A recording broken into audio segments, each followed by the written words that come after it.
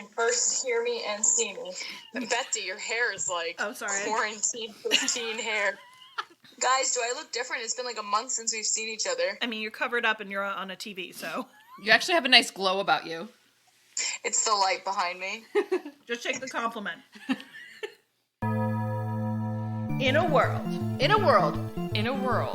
where tomorrow's blockbusters reign and yesterday's classics are forgotten, 3 women intend to remember. Hi everyone, welcome to Millennials at the Movie House, the podcast where your average Janes watch older movies and answer the question we've put to ourselves. Are they still relevant, and should we still be watching them today? I'm Betsy. I'm Tracy. And I'm Serena. And before we get started... We're coming to you from our Corona bunker. So Serena is remote, so her voice might sound a little odd. Just forgive us for that. Because we're social distancing. We're being good citizens, okay? More odd than normal is what they mean. Anyway, today we are talking about Ballou, 1965, directed by Elliot Silverstein, written by Walter Newman, Frank Pearson, and based on a novel by Roy Chancellor, because that seems to be our thing, is picking things that are based on books. I feel like that should be our thing. We keep ending up with them. I don't know why. I hope you're making that book list, Tracy. I am, right. Yeah. Very good. Starring Jane Fonda, Lee Marvin, Michael Callan, Dwayne Hickman, Tom Nardini, Nat King Cole, and Sebby Kay. So, quick synopsis, Tracy, go. Oh, damn it.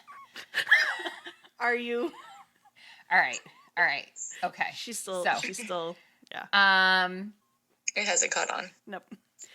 We're on episode 19. Okay. So there's this girl who's just, I think, graduated from school, and she's headed home, and she's put on a train by, like, her school marm, and she has flirty eyes with this guy on the train that happens to be in handcuffs. It's, he tries to escape, she helps him, because she's, like, kind of, turned on. And she's like,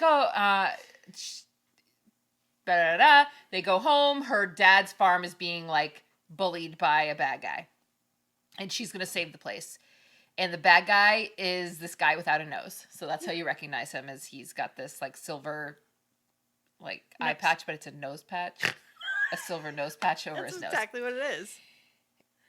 Anyway, this bad guy then kills her father. So she teams up with the 2 bad guys she met on the train, the ranch hand, and they have a guy for hire, and they go on a little revenge spree, and she becomes an outlaw.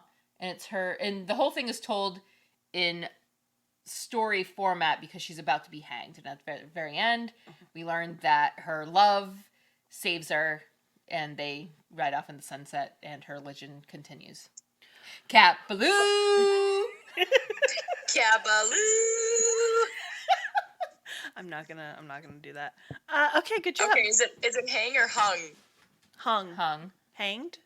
Hung. I think hanged is a thing, but it never made sense in my mind. Yeah, I don't know. I thought it was to be hung. Hung out to dry. They hanged a man. They use it in the song. They say hanged. I don't know. Anyway, how did everyone like it? I liked it. It was fun. I think it was funny. Oh, so I needed some funny and positivity. Yes. Yeah. And it's not like a laugh out loud funny, but it's satire. It's lighthearted. Mm-hmm. I grew up watching this movie, so this is like the millionth time I've seen it. Tracy, you saw it once many, many moons ago. Many years ago, yeah. But Serena, this was your first time watching this, right? Yes, this is my first time. Had you ever heard of it? No, but I had heard of Jane Fonda, and I thought she only did exercise films. So I'm glad to learn that she was in fact an American actress as well. Yes, she was a very big actress in her day, and now I mean, still is. Yeah, she's got Grace and Frankie going strong. So. Oh yeah, that's true. Yep. All right, so I guess let's just jump right into the questions. Top of the marquee, everyone's favorite part. Go.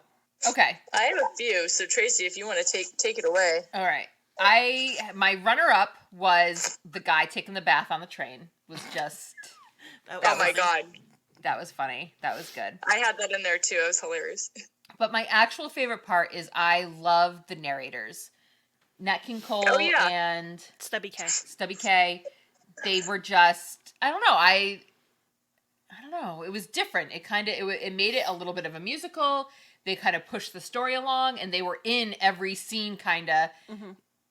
I don't know. I like that part. They were well interweaved. Yes. Mm-hmm. Yes. Do you reckon? Do you guys? I mean, obviously, Nat King Cole is.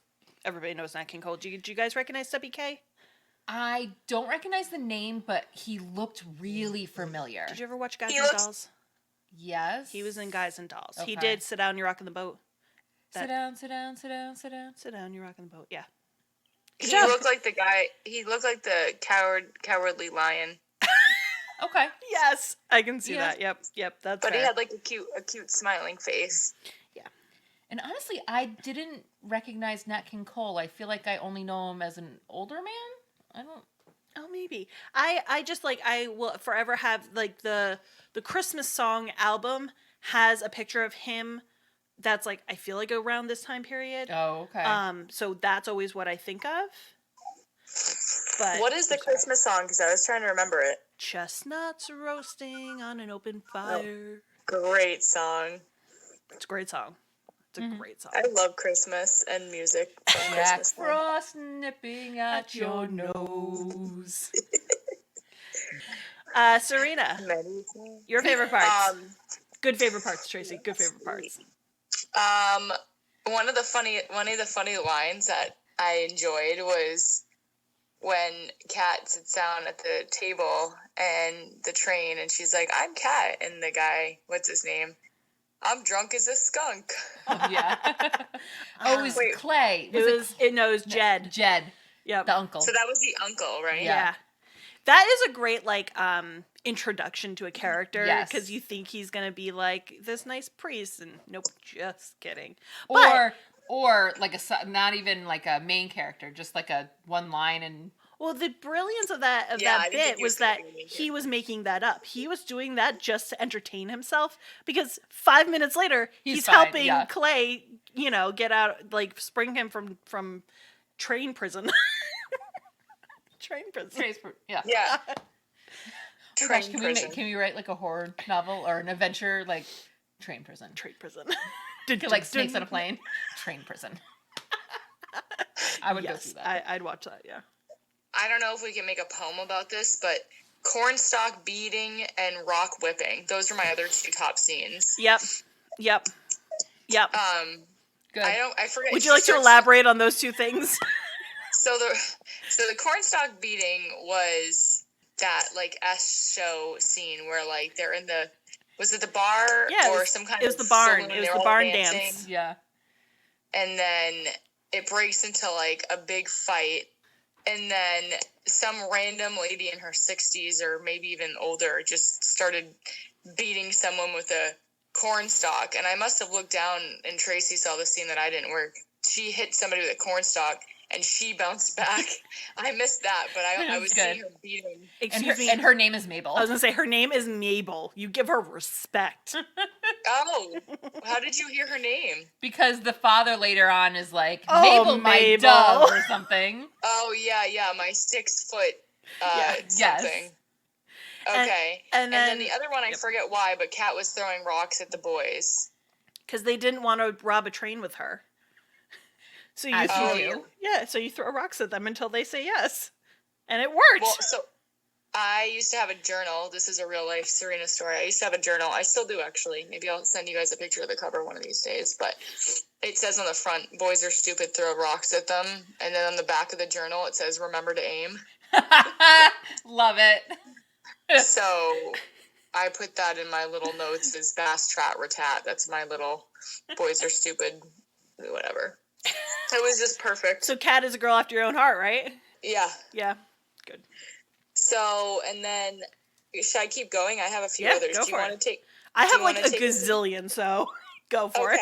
Okay. So the other one was when Kid Shalene was like drunk. I don't know if it was when he first got onto the scene or he stepped on the scene, but him being drunk.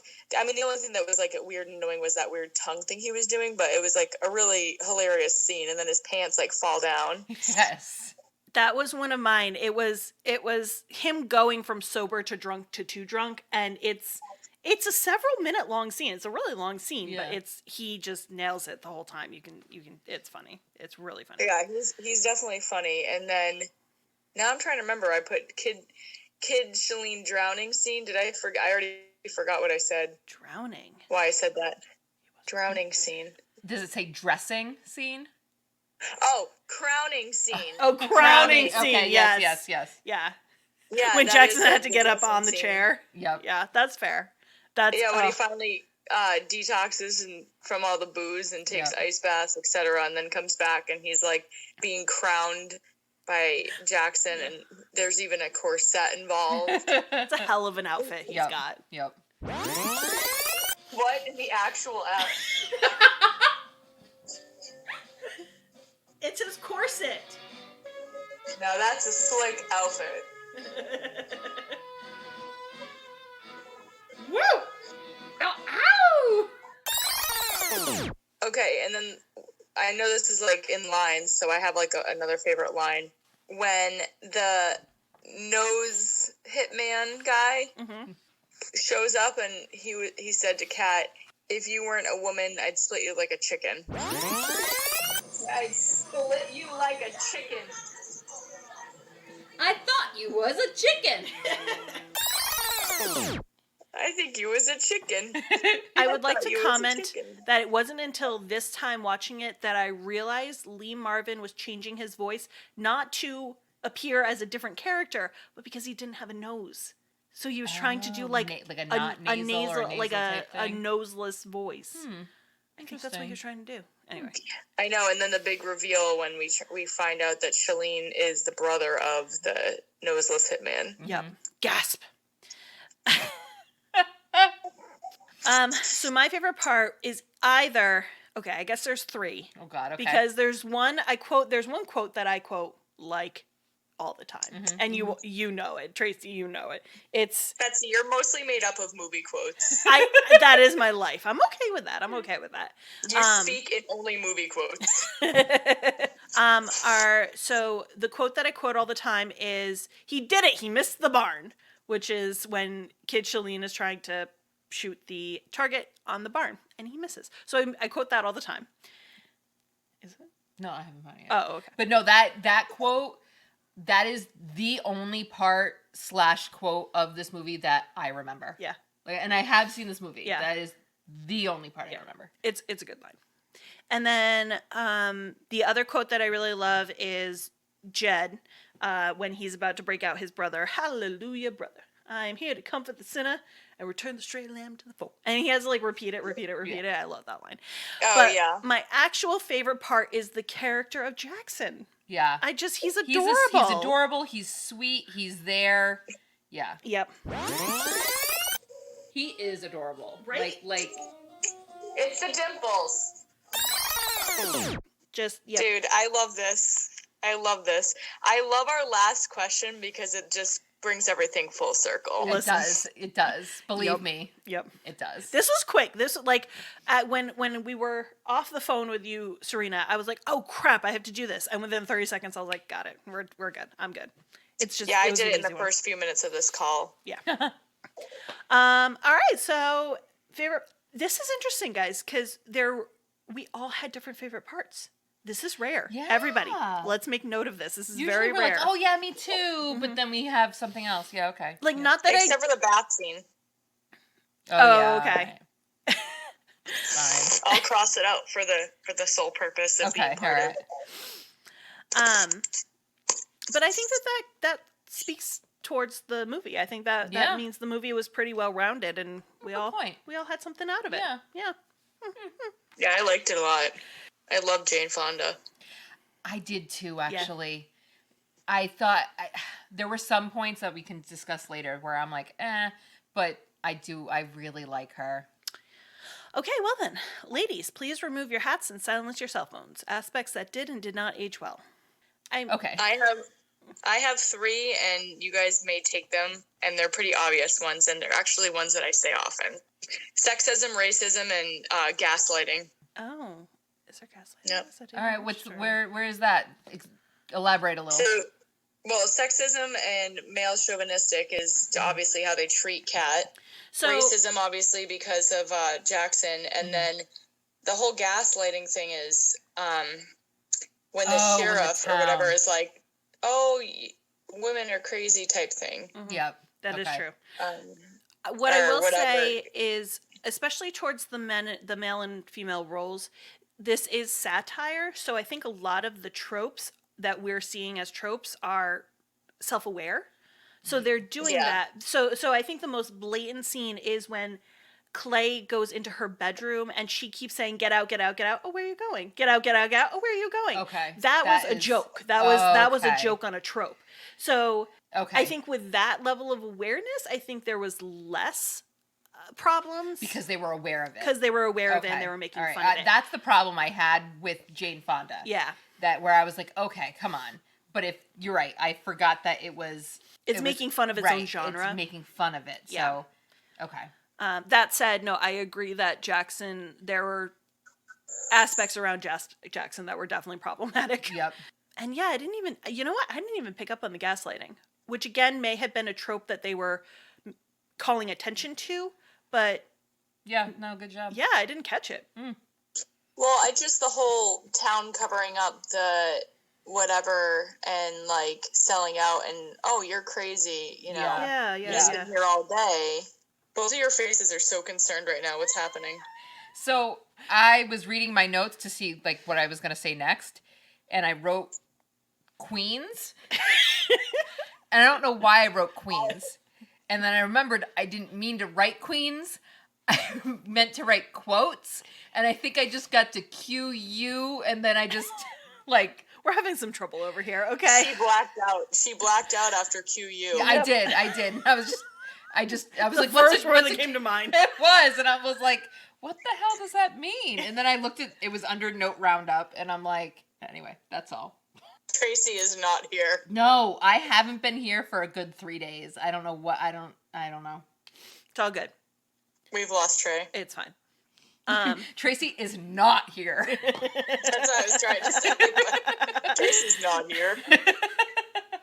Aspects that did age well. I think that The satire. The satire was great, and it's all the things it was making fun of are still classic Western, aspects that we're still very familiar with. Mm-hmm. So I think it holds up in that respect very well. Yep.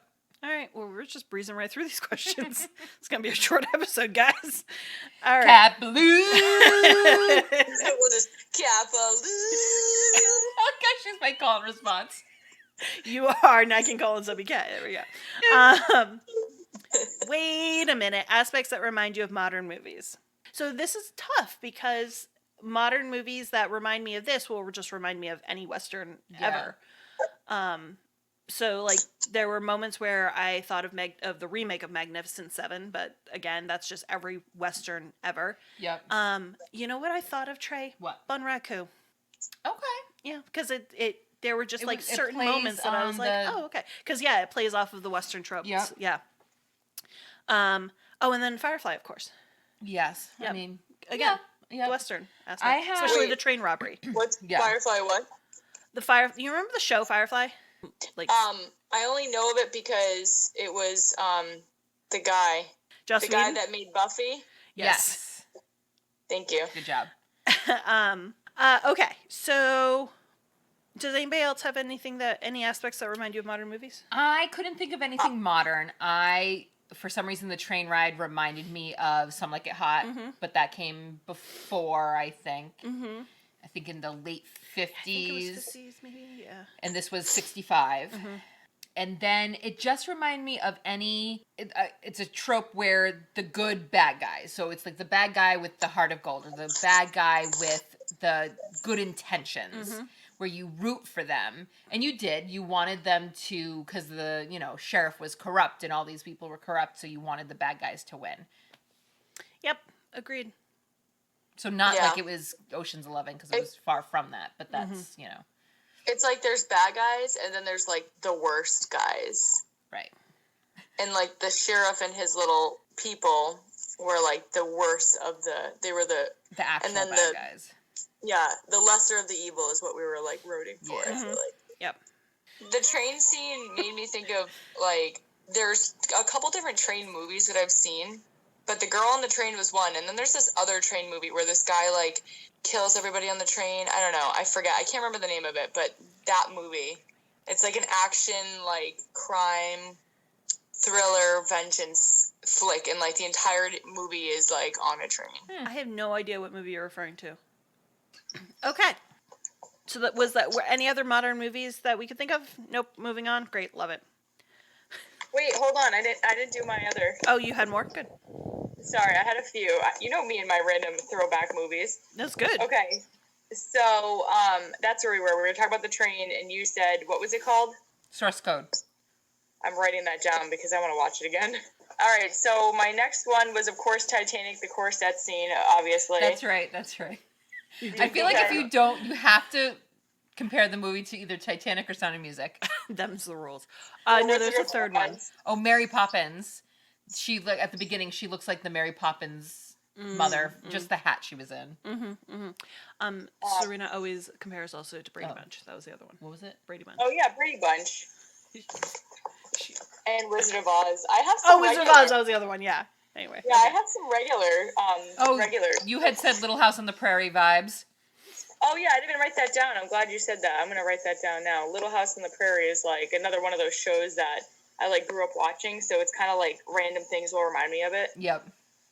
The other thing I got, obviously, because the Western and a little hint of what I thought was slapstick for a few, I got the Yosemite Sam vibe with the guns. Oh, Yosemite Sam. Wow, you don't think of Yosemite Sam a lot. What in tarnation? Yosemite What? Sam. That's good. Okay. Thanks. Are you crying right now? No. Are you both in tears? No. Oh God. We're just very. We're punchy. Yeah. You guys are like strung out, aren't you? A little bit. Yeah. Well, it's kind of like punch drunk. Right? We're quarantine drunk. Yes. Yeah. The guy, the hitman, Yeah. with the nose. Yeah. He, for some reason, I don't know if it was his outfit or his mustache, but he reminded me of the guy from Princess Bride. Which guy from Princess Bride? The six-fingered man? You know what I just thought? You know why he reminded me of, what's his face? Timothy Dalton. Because he was the bad guy in, Rocketeer? Nope. He was, though. The Million Ways to Die in the West, which... Liam Neeson? Oh, was he in that? That was the bad guy. Oh, okay. But, besides the point, it reminds me of A Million Ways to Die in the West. Yes. It's a Western satire. Yes! Good call. Good job. You made it. You did it. Pass the test. Yes, you made it. Here she is. Gracie's here. Tracy has arrived, everybody. I wasn't here and now I am. Just for the moment. Yeah. Um, Hot Fuzz. That's where he was the bad guy. Oh, yes, he was the bad guy in Hot Fuzz, right. yes. Fun fact, Lee Marvin. Not to be confused with Lee Pace. It's two very different people. Or Lee Majors. Lee Marvin won an Oscar for this. And in his acceptance speech, he thanked his horse. Or, he said that half of the Oscar was owed to the horse. I mean, that last scene alone. Right. It's an iconic moment when the horse is cross-legged and they're leaning against the wall. Absolutely iconic. And when he was, riding away, right. not side saddle, side horse. Like he's, falling off of it. Like my poor cat. My throat hurts. Yeah, when he cleaned up his act, he looked like a totally different person. Yeah. I remember when I was little watching it and being like, oh, he doesn't look good now. Because I was so acclimated to him being all grungy and stuff. Yeah. That he kind of has a funny shaped face. He does. Well, it goes back to, I think, the time where nowadays that would have been a younger man.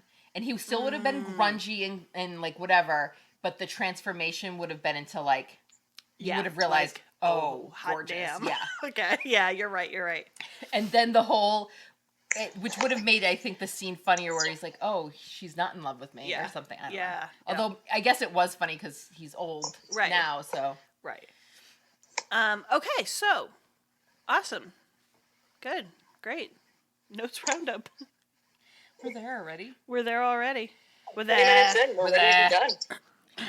I think that young Jane Fonda was giving me Amy Adams vibes. Absolutely. The second you said that, I was like, oh my God, yes. And there was somebody else that I still can't quite put my finger on. And we had already discussed, we loved her. She was great. She's so good. I will say her voice actually did remind me of, Mata Hari. No. Close though. Romancing the Stone. Kathleen Turner. Just that slightly deeper voice. Yeah. Maybe that's who I was, because there was another person, yes to Amy Adams, but there was another actress that I just assumed was like more recent, within the last 2 decades, and I couldn't place it either. And maybe it is the Kathleen Turner Could be. thing. Yeah, it was just, there was one very specific moment. I think it was the scene where she was talking with Clay, where like she was like professing her love, that I was like, oh, this is very Romancing the Stone. It's a very Kathleen Turner, Michael Douglas moment. I felt like for some weird reason. Speaking of, that was one of the quotes I took down, which I thought it touched me because it was kind of a funny movie and a lot of like adventure and whatever, and then she goes, "Love is not blind. I see all your faults and I don't care. I love you anyways." Dude, I was gonna write that down because it was so perfect. It was so perfect, and almost like it didn't fit, because you could tell that they were flirting with each other, but then she's like professing her love, and there was this like beautiful like I would use that in like a wedding. Not to assume that it wasn't, but could it have been a quote? Because I know that like at the beginning she was reading Tennyson. It could be. It could be a poem. Yeah. I'm gonna do some research because. Tracy, send me that quote on my phone later if you can, so I can put it in my notes. Okay. Because I love it. Something that I made note of, and you already mentioned, Tracy, in your favorite parts, was the narrators, and I do appreciate having a story framed. It kind of gives you a break almost. You're like, okay, I can relax for a second, and they can kind of recap anything I may have missed, and then we can jump back in. Yeah, Like, and not that you needed it, because like you said, it was a very simple story, which was good. But yeah, and it kind of, I don't know. I'm sitting here bouncing. It makes me like. Well, the music was good too. Yeah, I mean, it was like kind of uppy and jaunty and amazing singers. Oh God, phenomenal! Yeah. Yeah, it definitely like made it more like, not like it took us out of the scene, but it didn't let us get too serious. Like it kept it light. Right. Exactly. That's exactly it. Yep. So, and it was like, a little musical break for your like brain in case you're getting stressed out, like I usually do. Yep. Any other notes? I had one other quote that I really liked. It was during the first train robbery, and she was proud of her little, things she had put together. She calls them my little gang of sweet outlaws.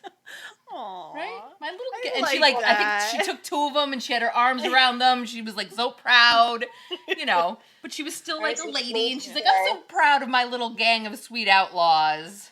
I feel like we don't say it too often, but this is one of the movies where I'm like, I could definitely use a remake of this movie. Yeah. This would be a good movie to remake. They could fix a couple things, and then it would be really solid. Coming from you, Betsy, that they should be honored. Because I would like to repeat, who is perfect to play Jed? Oh, Paul Rudd. Paul Rudd. Perfect Jed. That's all I'm saying. I'm trying to think of Paul. Oh yeah, Paul Rudd. Oh yeah, I know him. He would nail it. That's all I'm saying. Yep. All right. But who would play Kat? Amy Adams. Of course. Yeah, that makes sense. I'll tweet them. Remind me to do that. The trick would be Lee Marvin, though. Who would play Kid Shalene? The guy from Men in Black. No, he's too old. What about the guy who played him in Men in Black 3? Josh Brolin. I could so see Josh Brolin doing it. Because I was going to say the guy from The Office. Steve Carell? Yeah, he's from Atkins. He would be somebody else. He would be Butch Cassidy. Yeah, yep. I could see him being that. All right, anyway, moving on. Okay, so any other notes roundup? Anything else everybody got? So my note roundup was very short. It's just 3 words. And it's cute love story. Yeah. And it was just, I don't know, even though obviously there was a whole lot more to the movie than that, I did like the cute little side love story going on. Of course, yeah. As soon as she was on the train, we were foreshadowed. Right, and I appreciated that there was mutual attraction on both sides, and Propriety was telling her to say no, but you, like... Where are you going? Yeah, she was definitely stringing him along, and there was definitely a love on both sides, and they didn't have time to, like, mess around too much with it. So it was very straightforward, and yeah, I appreciated that. So just another side note, I keep interrupting you, Serena. I think you said you had some. I did watch this movie once, maybe 20 years ago, and it was at Leslie Ann's birthday party. And I just got confirmation. And she goes, yeah, that was me, because I love that movie. And follow-up question was definitely, why, are you podcasting it? And I was like, yep. Shout out to Leslie Ann. I loved that movie too. Don't worry. So, shout out to Leslie Ann. I think there were 2 little girls in the entire world who grew up with this movie. And it was the 2 of us. So she definitely introduced it to me. And that was, I don't know, it was that one quote, he did it. He missed the barn. Oh, it's a great line. That was actually that was it, Tracy. You were not interrupting, because I was done. Oh, okay. Good. All right, Martini Shot. Would you recommend this movie? I'm a yes. I'll say yes. I think it's... Okay. It's a simple story. So I'm going to say yes, but... I don't know. I feel like people are looking for twists and turns and whatever in movies today. But it's just a nice movie. I don't know how to... I feel like the twist on this is going back to the fact that it's satire. Yeah. It's making fun of itself a little bit. It is. And it's fun. It wasn't my favorite, but I liked it. I okay. Fine. That was a bad... No, I liked it. I did. I think I would recommend it to certain people. There we go. That's my caveat. It's certain people. Yeah. And mine is, of course, a yes, because I have and I will and I do all the time. I have and I will and I do. All right, our last question, guys. All right, we're going to be famous, guys. If everyone was cast in this film, who would we be? So let's do Serena. We'll do you first. So okay. I picked Mabel for you. So did I! Yes! She kept beating people with the corn stalks, and she, just had this little, she got pinched in the butt, and she got very upset, and then when she saw it was the dad, she kind of just looked at him and was like, oh yeah. I don't know, not that that's, a good thing, but I don't know, it was just kind of a flirtatious little, but then she could also, beat a guy up and was rooted on by this guy, hit him again, 1, 2, 3. I can see Matt doing that. I forgot about Mabel. Take him out. Yeah. And you know what's funny? I referenced Mabel with the cornstalk scene. You did. Because I enjoyed it, because I would also beat somebody with a cornstalk. Right. So that's it. Did you put Kat for yourself? No, I think I wish I was Kat, because she's just so pretty with those cheekbones. But I thought when you were telling us about your journal, I was like, oh, all right, that's very fitting. Yeah. Oh, yeah. You know what? Trey, remind me to send you guys a picture of that. Okay. Because it's under my bed in my other room. So I put for myself, just because I'm usually the comic relief, I put Shalene for myself. Oh, I love it. Well, you're not a fall down drunk, though. No, I know. Not the drunk part. Just the comedian part. Fair enough. Okay. Fair enough. All right. Comical. Yeah, that one, oh God, it's that one scene where he goes from sober to drunk. Just, it's amazing. It's just phenomenal. Okay, all right, good. So we get a point. Screw All right. Serena. All right, who do you guys have for me? I have the Sunrise Kid, who's Nat King Cole. Oh, okay. All right, I'll take it. I like the narrators. Who do you have for me, Serena? I have Stubbs, and I put in parentheses because it's narration and song. Okay. Oh, The other And one. the other one. So yeah, the other one. And you know what's funny is, as soon as you mentioned that you liked Stubbs, I was like, oh my God, this is so funny. Every time I put somebody for somebody, you guys talk mention about it. Yeah, Yeah. that's good. So I had for myself was the give me a bullet. You remember me, old. So he couldn't even remember his own He name just and he walked walked away. away. Because this week, I swear, I have left my phone in more places. Like, I just... You have been in your... You have. I can't get out of my own way. I don't know what it is. So, yeah, that's me. I will attest to that. All right. Yeah, no, I'm all about that. And I just put narration and song because you usually sing along with me. Right, right. You guys were... Yeah. And like, Cap I need help. Ballou. Cabaloo. It's gonna be called like you're gonna guys gonna like be out together and you're gonna lose Serena and I just have to yell and you have to. Yep, that's our Marco Polo, yeah, Serena. It is. I'll hear just the balloon. All right, my turn. All right. I have. Oh, okay. Oh God. Betsy is the man on the train getting robbed that wouldn't give them the money. Oh yeah, okay. Oh I my buy that. God. I buy that. So he was like, "We have a gun," and he's just like, "Yeah." He's like, "Well, you're gonna have to use it then." You're just like a no nonsense like. Yeah, go ahead, try it. Like go it's ahead. fine. You gotta prove it to me. Right, like I'm doing my Did job. it- I could care. Yeah, I don't care who you are. I don't care Yep. that you've got a gun. I ain't got time for your shit. I don't have time for Just- that. Yeah. Until someone Yeah, shoots my hat off. And Right, I'm and then like, you're like, okay, yep, all right, I my got mistake, you. my I got mistake. you. My mistake. What? The lights flickered. That's so funny because my lights just flickered also. Anyway, okay. All right, so I buy that. That's okay. All right, fair. Yeah, that's perfect for Betsy, actually. I like that one better than mine. Who did What you was have, yours? Serena? Betsy, I have for you, same as other reasons, Jackson, because for some reason I feel like Jackson knows shit. Yep. He was a And you- sweetheart. He I- knew and shit. you He know was there. shit. He was solid through the And whole then you thing. talk- I appreciate that, and I almost put Jackson for myself, but I'm like, I'm not that sweet.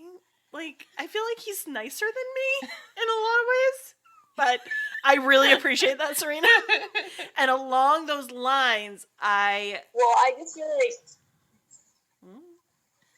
Serena? Are you there? Yeah. Yep. Hi. Hi. What'd you just All say? right.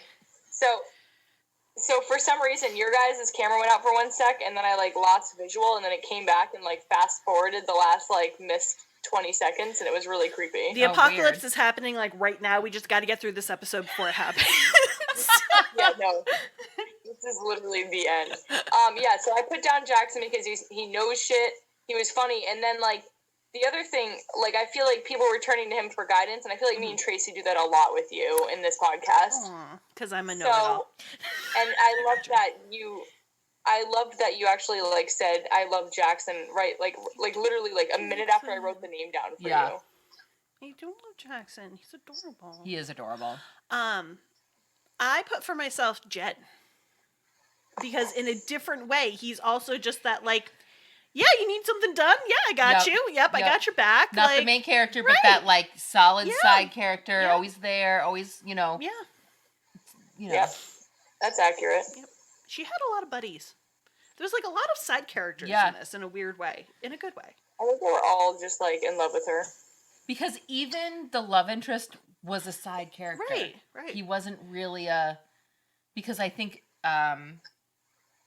Shalene was more of a main character than Clay was. Yeah, It's it really was. Shalene. It was Kat and Shalene who were the main characters, really. They got their character arcs. All right, Don't cool. make it hot. Any other? We good? Well, that's it for this episode. Thanks for joining us. We'll be posting what our next movie will be on Twitter tomorrow, so head on over there and hit that follow button. You can also follow us on Instagram. Our handle for both is @themoviemillies. To find more great episodes, head on over to our website, www.millennials@themoviehouse.com. So until next time, We're millennials. And we'll see you at the movie house. Capaloo. Kid Charlene. Love it. Nice.